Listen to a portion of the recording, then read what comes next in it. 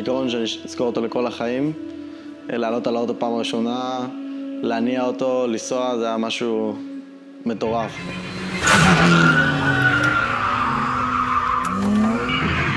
לומדים איך לקהל את השלדה, איך לכוון את האוטו, איך לבנות אותו בצורה שתתאים יותר ויותר לדריפטים, ושיהיה אוטו כמה שיותר תחרותי. העונה, האוטו החדש, זה כל מה שלמדנו ב4.5 שנים האחרונות, לאוטו אחד. ואמור להיות אוטו באמת מושלם.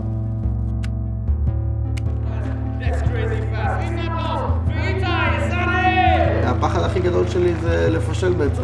להגיע עד לשם, את כל ההכנות, לעשות הכל כמו שצריך, ובסוף להגיע לשם ו...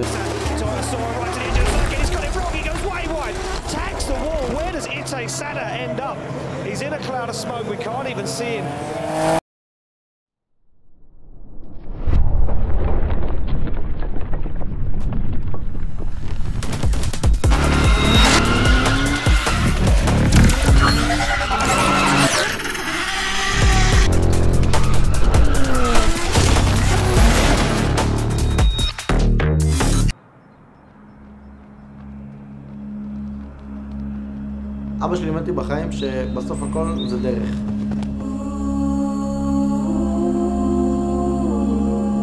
גם אחרי שאני אגיע להיות אלוף, ומה עשינו עד שהגענו לשם, מה הצלחנו להשיג ומה למדנו, זה לדעתי מה שמשנה בחיים, רק הדרך.